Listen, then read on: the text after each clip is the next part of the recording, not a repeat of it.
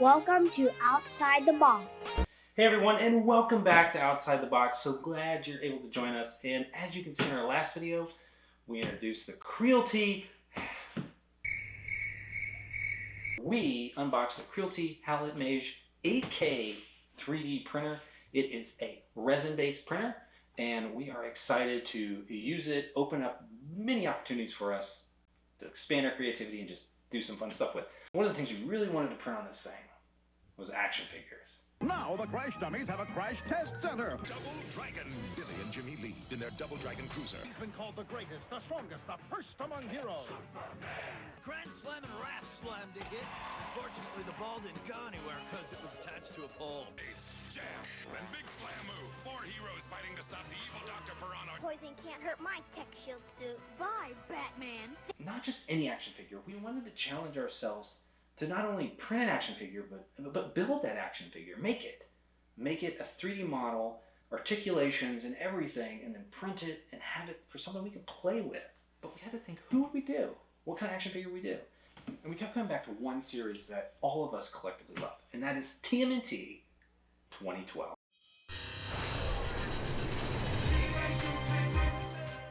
Yeah, that's right, the Nickelodeon version, Teenage Mutant Ninja Turtles 2012. It was the best revamp since the original 80s cartoon. Ran for 5 or 6 seasons, great. But there was one character, well, there were several characters that were never made into action figures, but there was one character in particular that appeared in the last season, like towards the very end, and that was Kavaxas. Who you think such worldly weapons can hurt? Kavaxas! Yes, that's right, Kavaxas. We're going to make Kavaxas. So we're going to model him. And we're going to just have to use reference images. We're going to have to look online, find some images of Kavaxas from the show, and try to build him in the computer. But first we got to make him. First we got to build him. And how are we going to build him? We're going to use some software. And that software will be Fusion 360. We're going to challenge ourselves to build it in Fusion 360. Ideally I'd build it in Blender. Blender is a great tool to build action figures, to model, to sculpt characters, and to get your forms into a 3D space. Really quick, really easy, fun, simple to use. Great for artists, people who like to have that sort of artistic mindset. And we're going to have to use images. Yes, right, we're going to have to use reference images to figure out how to make him, proportions, all that fun stuff, which there's not a lot online, but there's enough that we could probably build him from. And with that, let's build him.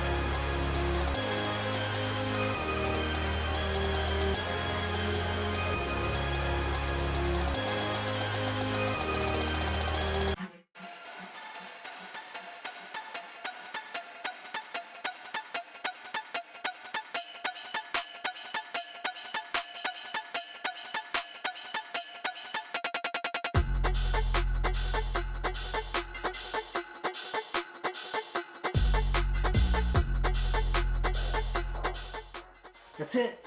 Kavaxas is done. The modeling is done. So you might want to ask, how long did it take?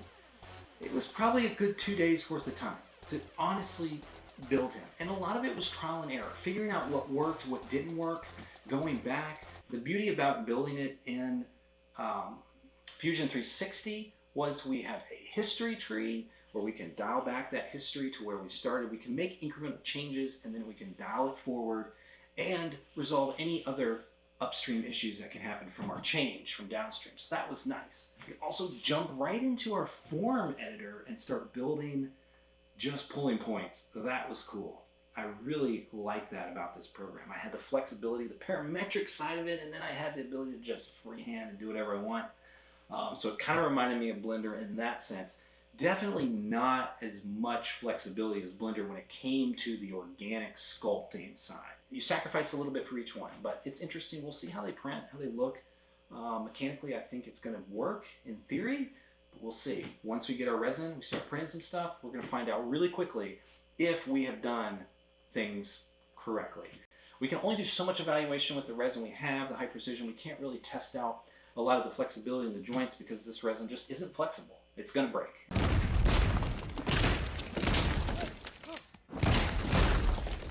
It's too brittle. So we're going to have a tough resin that's got flexibility, pliability that we can then really see our action figure. But we're going to make sure once it's ready, we're going to get the resin, we're going to tell you what we use, we're going to print it, and you're going to get to see it come to life as it should have been on the shelves as a toy. But until then, catch you on the next one.